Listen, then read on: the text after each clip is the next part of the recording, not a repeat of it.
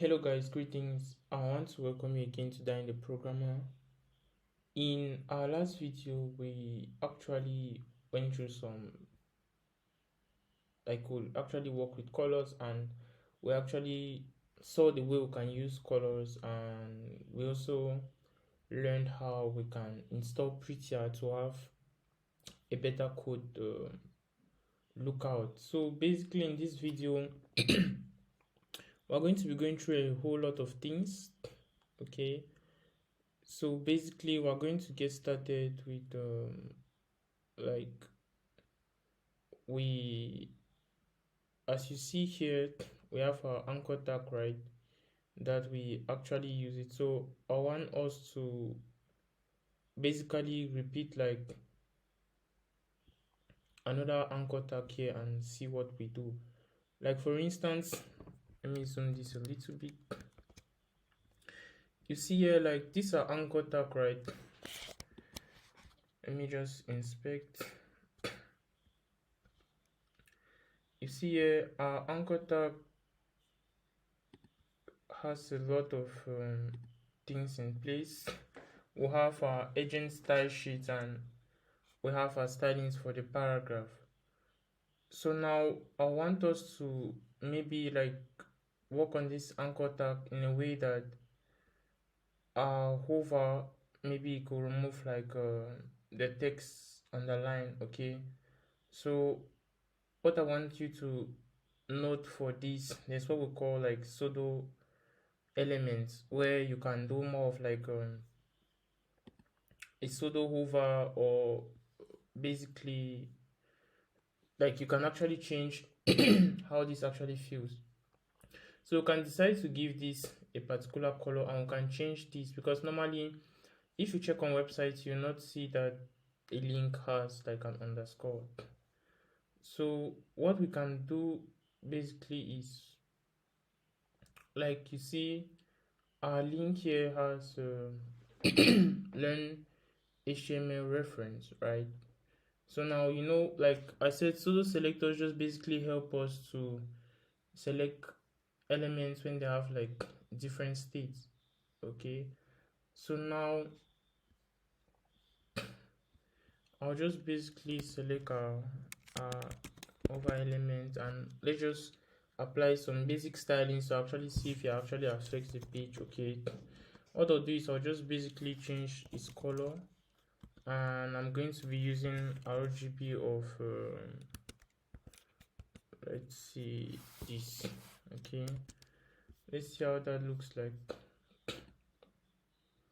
Alright, this site can't be reached, so I'm going to go live again to actually run it. Alright, so I'll close this, and now let's open this.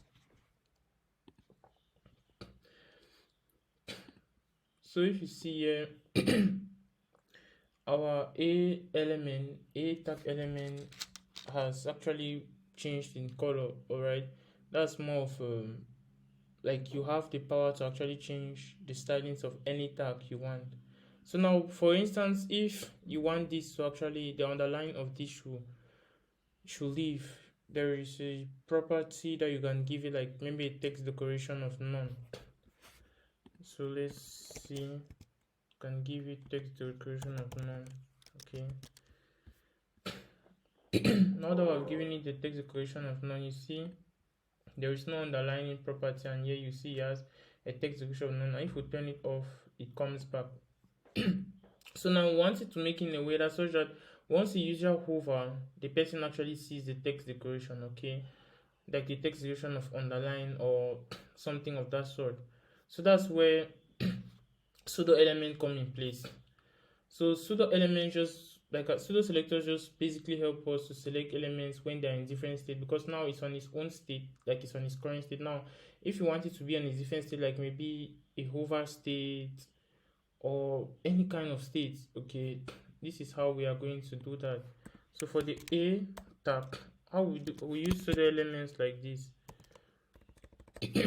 provided you want it to be in its hover state, right?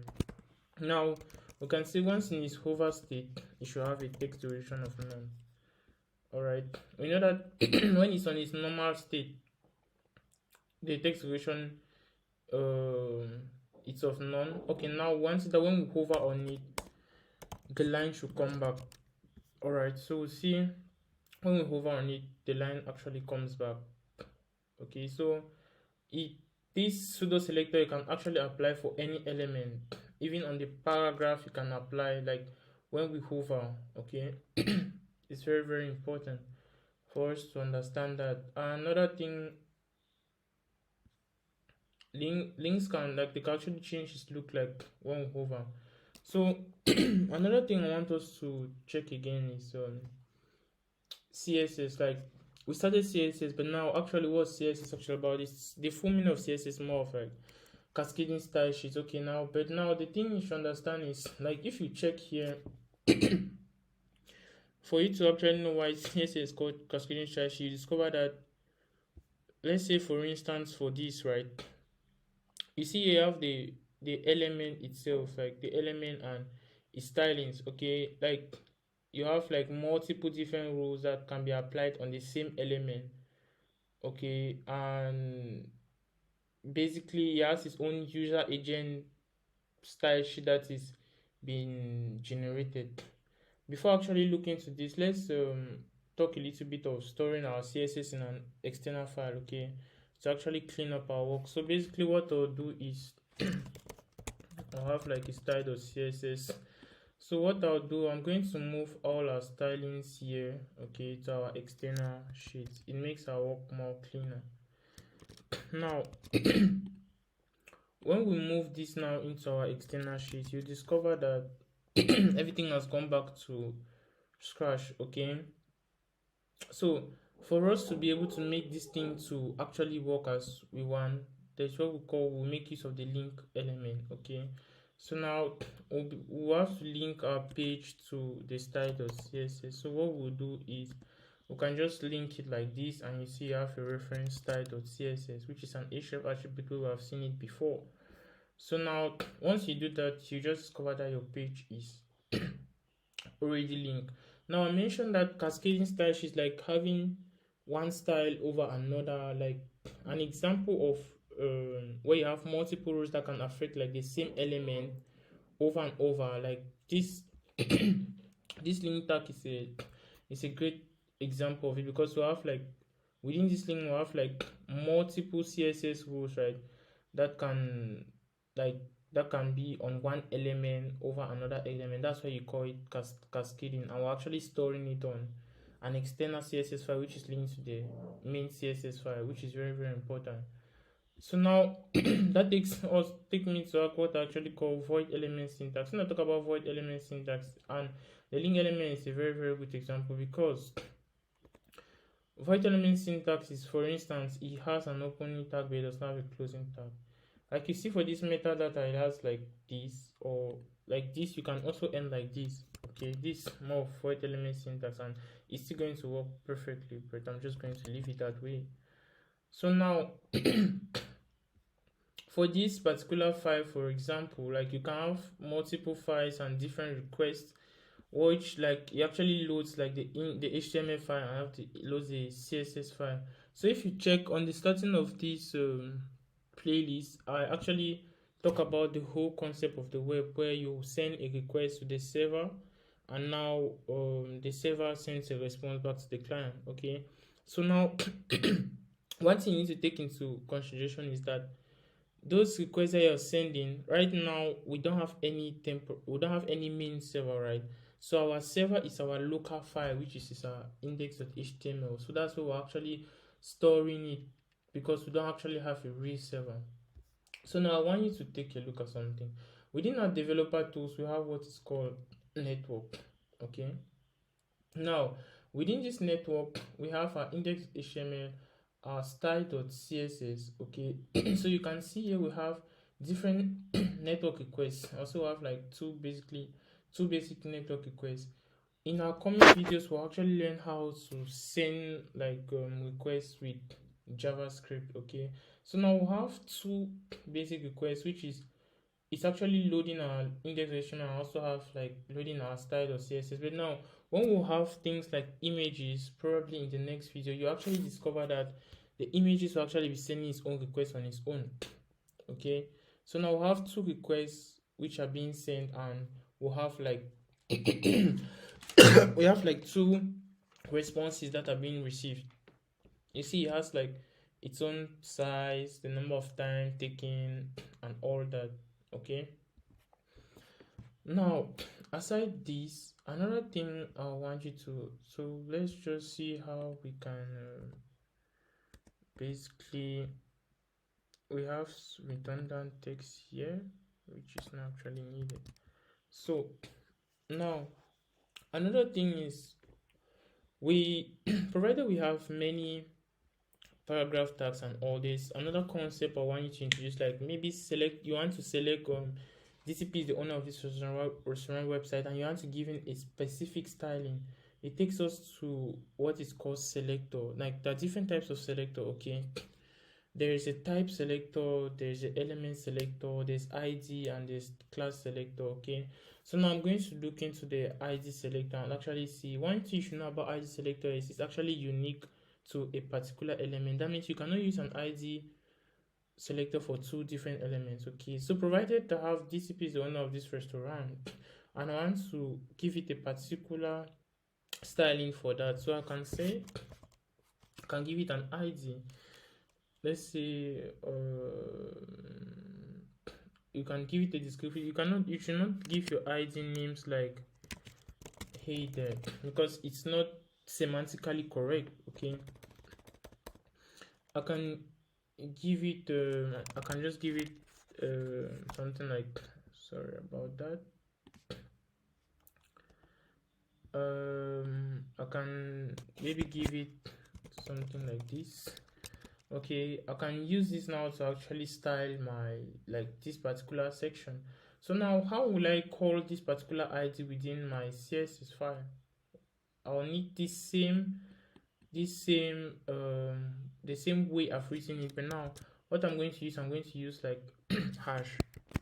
Okay, now this hash, anytime you see hash, it has to deal with the ID selectors because it has a different level of specificity. So I'll just use this, and now any style I'm giving to this particular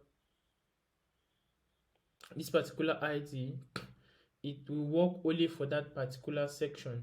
So now, like I said, ID should actually be unique. So what I'm going to do is, let me just give it a color to actually see how it actually works. Okay, I can just give it a color of RGB, let's say 170 96 83. So let's say look. So basically this is it. Okay, this is how it actually looks on this website. So another thing you should understand is you can actually work with different font weight and font size. Now talking about font weight and font size, there are two ways. There is the absolute sizes and the relative sizes. So now you can maybe when you're talking about absolute sizes, I'm mostly focused on pixels, and when you're talking about relative sizes, you can talk about rem and percentages and all that.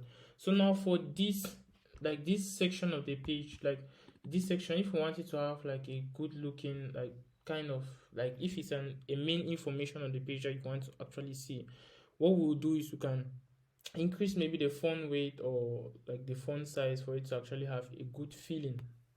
So now I'm going to use more of pixels because like pixel is more of a, let's say, like a great absolute unit for certain dimensions. Like it will easily better scale on your page. So now for that particular the main content, I could decide to give it a font weight of, let's say, normal, and see how it looks like. So now normal actually takes a root, so let's give it a font weight of bold and see what it looks like. So you see, it actually has like a kind of bold looking structure. So maybe you want it to be larger than all the rest. What you can increase is the font size of, let's say, 52 pixels. Okay, so basically increases the text and all that. But now Talking about this, more of absolute. Okay, if you want to focus mostly of relatively, you can give it 5.2 rem. So yeah, so it basically depends on you, but for this font size I'm just going to stay with pixels. Okay, all right, so basically that's how it actually looks like. So the last thing I want us to talk about in this video is us basically using Google Fonts. Like Google Fonts to actually have a good look, like your page to have a particular beautiful structure. So you can basically in your stylings, you see here we have sans serif, which is actually the default font. Okay, I can decide to use Arial. Let's see how Arial looks like. So now that's how basically Arial looks like. And now you have to make sure that when you're working with fonts, the fonts actually need to be supported on different browsers. Okay, you need to check if it's supported on Safari and all that. But Arial is actually supported on a broad variety of systems. So depending on the font you want to look, you take your time to actually check them. You know that that font is actually going to support what you want to do. Another way I want you to learn how to use other fonts to give a very good look on your phone, I'll just go with Google Fonts. If you want to check on Google Fonts, you can just visit fonts.google.com. So basically, the first font I'm going to be checking on is sorry, let's see, Fira Sans. So now once you search for a particular font that you're interested in, basically you see the font has different styles, okay, and different variations, like different weights. Okay, basically what I usually take the regular 400, and another thing I take is the bold 700. Now once you have this particular font, you see on your top on the right hand side you have like a link that you can embed in your HTML, in the head of your HTML. You can basically import. So what I'm going to do, I'll just use the link. So you can copy this. Once you copy that, you remember the link tag. Okay, you can put this here before your style sheet. All right, now you discover you have a bunch of link elements and all that, which actually takes into consideration the weight of 400 and the other 700. So now with this, let's see how it actually looks like on our page. So you discover actually nothing has been changed because you have now actually set the required font on your CSS. So now if you check here, you see CSS rules to specify families because it's a particular font family. So you have Figure Sans and you have sans serif. Now you may be wondering why they have Figure Sans and sans serif. Like the sans serif is just like a fallback. So probably your website has not loaded completely, or there's a failure or something. Is going to always fall back to sans serif before actually, or there's a problem with the internet. Maybe it has not actually reached the Google servers to load the Fira Sans font. It's going to load the sans serif. So now let's go within our font family on what we want to change and see how that looks like. So now our font family here for our H1 is that. So now let's see, if we want to change our H1 font family, we can just copy this. All right, and see how it looks like. Okay, now we have Fira Sans for our font family. So let's see. Now you see it has a whole different look. All right, and let's see. Let's try doing the same thing here and see how it looks like. Sorry, has to be in quotes. All right, you see this also has its own look. Now we are going to just set our fallback, which is sans serif, and we set our fallback here, which is sans serif. Now I think this actually looks good, but now another font I would like us to add that we may use for this section of the page, and we see how it looks like. So I want us to use the Oswald font. Now you see Oswald font. Now within the host file, I just want us to use the bold of 700. So once you set the bold of 700, you discover it has been added here. So what you do is just copy, and you get here, and you see where you added that. This is your styling. This you can just remove and replace. All right. So now, now that we have that, let's see our result. So we have not added the Oswald font, so you see it's spelled Oswald. So we can just copy that, and within our style.css we can decide to replace it for the paragraph, and let's see how it goes. So now you see we have like its own structure, and it has different styling. So basically it's very important for you to do this for your page to actually have like a feeling. So thank you for watching this video. See you in the next video where we're going to continue our journey into this course. Thank you. Bye bye for now. Don't forget to like, share, and subscribe.